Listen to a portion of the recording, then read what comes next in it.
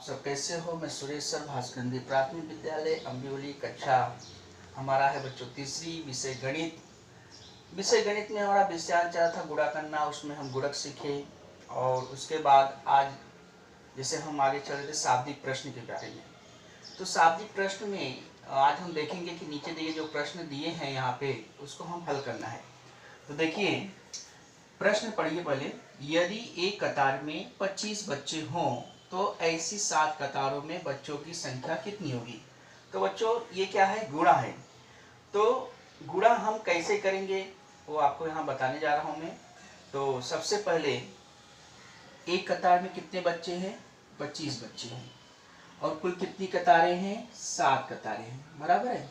तो सबसे पहले हमने ऐसा चौखट बना लिया जैसे मैंने बताया। तो इस चौखट में जैसे यह पहला खाना इकाई का है, दूसरा खाना दहाई का है, तीसरा खाना सैकड़ा का होता है। तो उसमें हम सबसे पहले कतार में कुल कितने बच्चे हैं, एक कतार में कितने बच्चे हैं, जो बड़ी संख्या यहाँ पे आपको दिख रही है वो ऊपर लिखेंगे, ठीक है। तो यहाँ लिख दिया 25। यहाँ लिखो एक कतार में, एक कतार में बच्चे, ठीक है। अब गुणा किससे करना है हमें, कतारों से। कितनी कतार है, 7।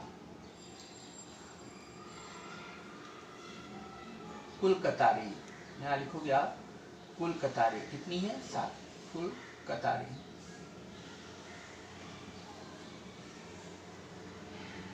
ठीक है, ये हो गया 25। एक कतार में बच्चे कितने, 25। कुल कतारें कितनी है, 7। अब इसे आपको गुणा करना है। तो गुणा करने के लिए जैसे मैंने पहाड़ा कहा था आप याद कर लीजिए। 7 का पहाड़ा आप 5 में पढ़ोगे तो 7 बचे 35। 7 बचे 35। 35 में इकाई कितना हुआ, 5। तो इकाई के ऊपर 5 लिखेंगे। और दहाई क्या होगा, दहाई के ऊपर वो हाथ से लग जाएगा, देखो 3। फिर उसके बाद 7 का पहाड़ा हम कितनी बार पढ़ेंगे, 2 बार पढ़ेंगे। 7 का पहाड़ा 2 बार पढ़ेंगे तो कितना, 7 1 के 7, 7 दूना 14। 14 में हम कितना जोड़ेंगे, हासिल को 3। 14 और 3 को आपने जोड़ा कितना हुआ, 17। तो 17 हम कैसे लिखेंगे, दहाई। यहाँ पे देखिए 17 दहाई है तो यहाँ पे हम 7 लिख दिए और सैकड़ा पे 1 यहाँ लिख दिए 17। तो बच्चों की संख्या कितनी होगी, 7 कतार में बच्चों की संख्या कितनी होगी, 175। तो यहाँ नीचे लिख दो बच्चों की संख्या, बच्चों की संख्या, ठीक है बच्चों। और यहाँ पे भी आप लिख सकते हो उत्तर में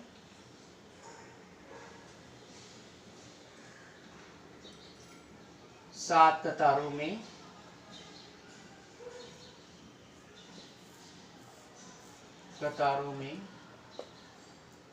बच्चों की संख्या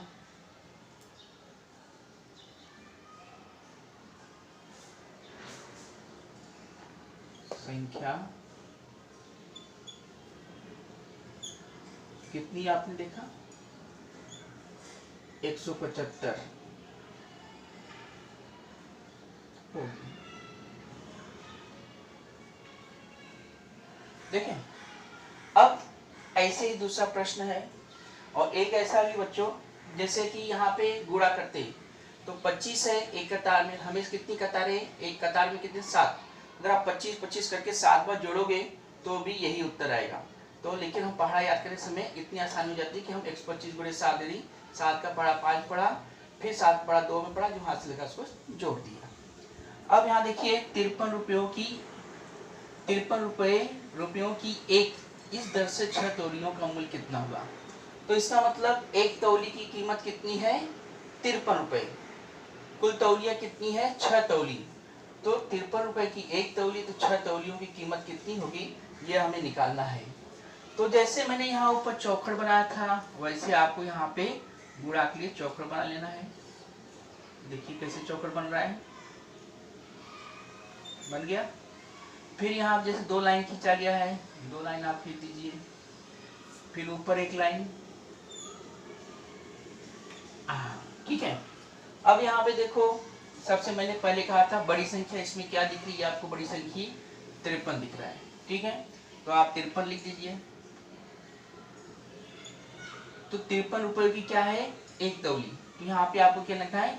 यहाँ लिखना है एक तौली, एक पहले लिखो, एक तौली का मूल्य कितना है? 53 रुपए, बराबर। और हमें कितनी तौलियों की कीमत निकालना है? 6। तो हम गुणा किस में करेंगे? 6 में। तो यहाँ आप लिखोगे कुल तौलियां, तौलियां, तौलियों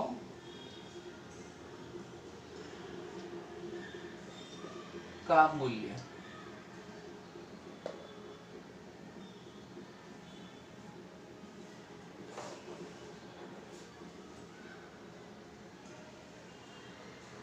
यहाँ आप लिख दो कुल तौलियां। कुल तौलियां कितनी है? कुल तौलियां 6।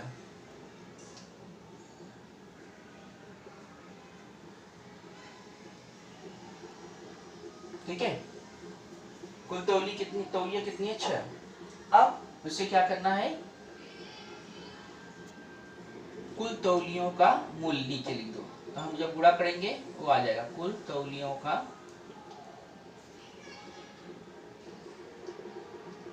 मूल्य। देख रहे हैं? अब गुणा कीजिए। पहले हम क्या करें? 6 में 3 का गुणा करेंगे। तो 6 में 3 का गुणा करेंगे, कितना होगा? 18 होगा, बराबर है 18। लेकिन अगर हम ऐसा भी कर सकते हैं, चाहे 6 से आप 3 का गुणा करो तो भी उतना ही आएगा, या 3 का गुणा 6 में करोगे तो भी उतना ही उत्तर आएगा। तो अगर 6 का गुणा 3 में करते 18 आएगा, 3 में 6 का गुणा किया तो भी 18 आएगा। फिर उसमें दहाई में एक उधार ऊपर लिख देंगे, दहाई के ऊपर। तो 6 का गुणा 5 में करोगे तो 6 बचे 30। 30 में हम कितना जोड़ेंगे? 31। तो आप इसको 31 लिख दो। मतलब एक खाने में आपको एक ही अंक लिखना है।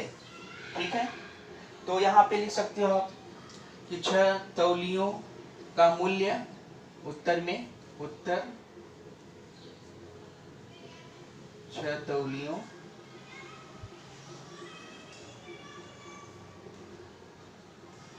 का मूल्य कितना निकाला आपने? 318। क्वेश्चन लिख दो, 318 होगा। ठीक है, कितना सिंपल है। 53 तौलियों का हमने मूल्य निकाला, 53 एक तौली का मूल्य 53 रुपए है, तो 6 तौलियों का मूल्य हमने निकाला 318 रुपए। वैसे ही नीचे और एक सवाल है, देखिए। एक पेटी में 72 सेब है, तो ऐसी 5 पेटियों में कितने सेब होंगे? तो एक पेटी में कितनी सेबें हैं? 72 सेब हैं। तो ऐसी कितनी पेटियों में कितने सेब होंगे वो आपको बताने हैं, बराबर बच्चों। अब हम यहाँ क्या, वैसे ही जैसे ऊपर चौकर बनाया वैसे यहाँ पे भी बना लेंगे। बन गया आपका चौकर। यहाँ पे जैसे देखिए, ठीक है। इसमें बड़ी संख्या क्या दिख रही है? एक पेटी में 72 सेब है। एक पेटी में कितने सेब है? 72। बड़ी संख्या ऊपर लिख दो 72। और गुणा किससे करना है? 5 से। कितनी पेटियां हैं? 5। अब यहाँ पे एक पेटी में 72 सेब, यहाँ लिखो, यहाँ एक पेटी में सेब, एक पेटी में सेब।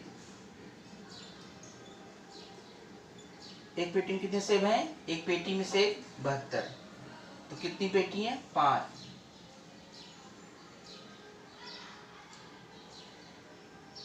कुल पेटियां कितनी है? 5। तो यहां लिखेंगे 5 पेटियों का, 5 पेटियों का मूल्य। ठीक है। अब देखिए, अब हम क्या करेंगे? 5 का गुणा किस में करेंगे? 2 में। 5 का गुणा किसमें करेंगे? 2 में। 5 दूना 10, या 2 का गुणा 5 में करोगे तो 2 पचे 10, यानी नीचे का अंक का गुणा ऊपर करोगे या ऊपर के अंक का गुणा नीचे से करोगे तो उत्तर क्या होता है? एक समान आता है। तो 5 दूना 10 किए तो यहाँ पे 0 होगा और 1 क्या होगा? हासिल लग जाएगा। 5 में 7 का गुणा करोगे, 5 सत्ते 35 हो गया। 5 सत्ते 35 हो गया, उसमें 1 हासिल आपने जोड़ दिया, कितना हुआ? 36।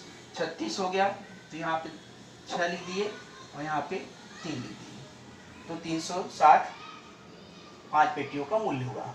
ठीक है, तो आप ऐसे लिख सकते हो कि 5 पेटियों, उत्तर लिखिए यहाँ पे, उत्तर 5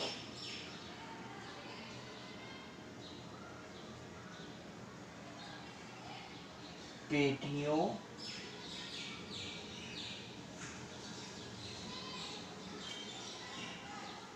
बच्चों यहाँ देखिए 5 पेटियों का मूल्य है, 5 पेटियों में कुल सेब होंगे, क्योंकि मूल्य पूछा नहीं गया है। 5 पेटियों में कुल सेब, ठीक है, क्योंकि जो प्रश्न पूछा गया है आपको वही लिखना है। यहाँ पे एक पेटी में 72 सेब है तो 5 पेटियों में कितने सेब होंगे? तो एक पेटी में 72 सेब है, 5 पेटियां में गुणा करेंगे 360, यानी 5 पेटियों में कुल सेब कितने होंगे? 360। तो उत्तर में आप लिखोगे 5 पेटियों में, 5 पेटियों में कुल, उत्तर आपने क्या निकाला? 360 सेब होंगे, ये आपका उत्तर हो गया।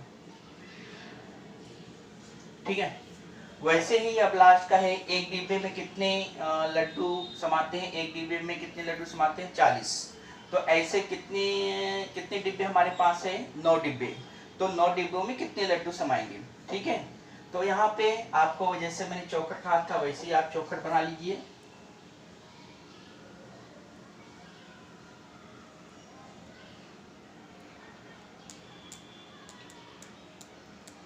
बन गया आपका चौखट। अब एक डिब्बे में 40 लड्डू समाते हैं, तो यहाँ लिख दीजिए, बड़ी संख्या ऊपर 40 से है, 40 लिख दीजिए, और यहाँ क्या लिखोगे? एक डिब्बे में लड्डू, एक डिब्बे में लड्डू। एक डिब्बे में कितने लड्डू हैं? 40। ठीक है, एक डिब्बे में कितने लड्डू हैं? 40। एक डिब्बे में लड्डू समाते हैं, कितने समाते हैं लड्डू एक डिब्बे में?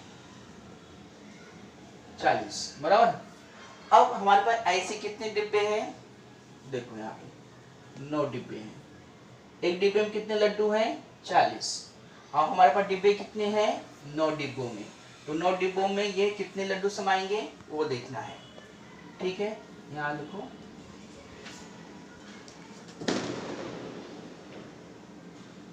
डिब्बों की संख्या या डिब्बों की संख्या, कितने डिब्बों की संख्या है? 9।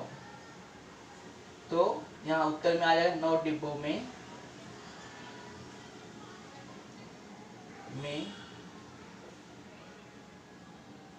लड्डू समाएंगे, लड्डू समाएंगे। ठीक है, आप तो लीजिए 9 डिब्बों में लड्डू समाएंगे, अब कितने लड्डू समाएंगे वो आपको करना होगा। तो देखिए, सबसे पहले मैंने कहा था कि अगर शून्य संख्या है, अगर शून्य संख्या है और नीचे चाहे कोई भी संख्या हो, बड़ी संख्या हो, छोटी संख्या हो, अगर हम उससे गुणा करते हैं तो उसका मान शून्य ही हो जाता है। तो देखिए यहाँ पे अगर शून्य ऊपर है नीचे 9 है, या ऊपर 9 होता नीचे भी शून्य होता था, तो उत्तर क्या आएगा? शून्य ही आएगा। ये ध्यान रखें, इसमें गुणा करने की कोई आवश्यकता नहीं है। कोई भी अंक से अगर आप शून्य से गुणा करते हो तो उसका उत्तर शून्य ही आएगा। अब देखिए, जब शून्य आया तो कोई हासिल की बात ही नहीं है, कहीं लगाना नहीं है आपको।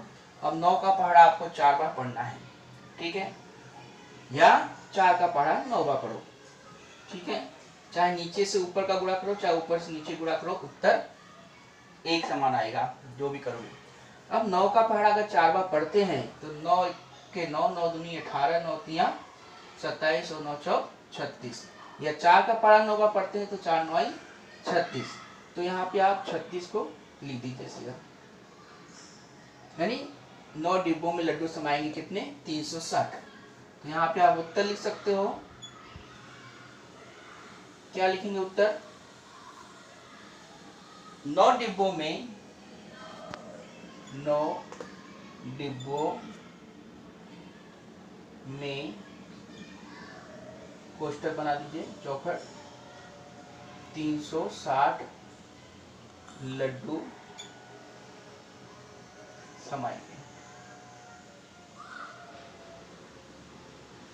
ठीक है बच्चों, तो ये है आपके प्रश्न है और उसका उत्तर भी लिखा गया है, और इसमें बहुत आसान है, जैसे मैंने बताया उस तरह से आपको करना है और समझ के करना है। पहले प्रश्न को अच्छी तरह से पढ़ो और फिर उसका उत्तर निकालिए।